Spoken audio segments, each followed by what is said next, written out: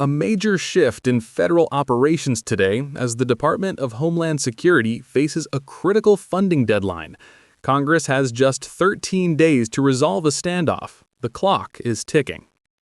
The partial government shutdown that gripped Washington for 4 days last week has officially ended. Federal agencies reopened Tuesday after the House approved a spending package by a narrow margin of 217 to 214. President Trump signed the legislation into law, bringing tens of thousands of furloughed workers back to their desks. The Internal Revenue Service, Housing and Urban Development, and Health and Human Services were among the hardest hit during the closure. Meanwhile, the Department of Homeland Security operates under a temporary funding measure that expires February 13th. This comes just hours after Senate Democrats rejected Republican demands to maintain current immigration enforcement protocols. The standoff centers on 10 proposed guardrails against federal agent abuses. Democrats are demanding an end to racial profiling by immigration officers. They want judicial warrants required before agents enter private property, body cameras and unique identification numbers for all federal agents, access to attorneys for detained individuals, and an end to raids near medical centers, schools, churches, and polling places. Republican Majority Leader Thune called these demands unrealistic during yesterday's press conference. The disagreement stems from 2 deadly shootings by federal agents in Minneapolis last month.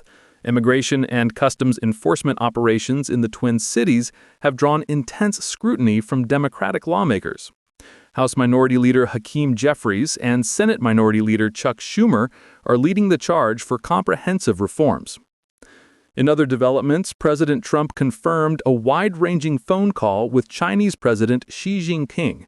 The 2 leaders discussed Iran's ongoing nuclear program and the situation in Taiwan. Trump announced plans to visit Beijing in April, marking a significant diplomatic engagement. The conversation comes as tensions remain elevated between Washington and Tehran following Iran's crackdown on nationwide protests last month. The administration is weighing military action against Iran while simultaneously pursuing diplomatic channels.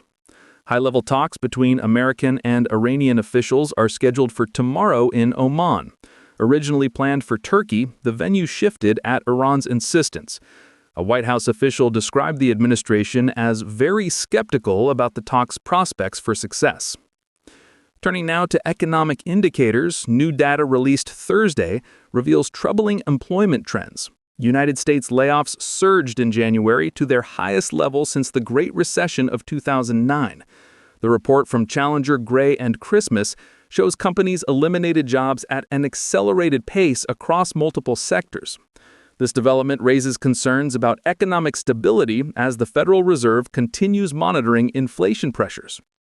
The Pentagon received authorization this week for Elon Musk's Department of Government Efficiency commission to conduct comprehensive reviews. President Trump granted DOGE unprecedented access to military spending programs during a press conference. The commission aims to identify areas for significant federal budget reductions. Musk and his team are moving forward with what they describe as drastic cuts to federal agencies. Without a deal by February 13th, the Department of Homeland Security will face another shutdown. FEMA, the Coast Guard, and the Transportation Security Administration would also be affected. The stakes are particularly high given ongoing immigration enforcement operations nationwide. Speaker Mike Johnson expressed cautious optimism about reaching a compromise, stating he believes lawmakers can find common ground on some Democratic demands.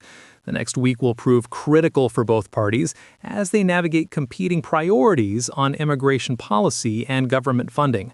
Reporting for ProView, that's the latest from Washington. Back to you.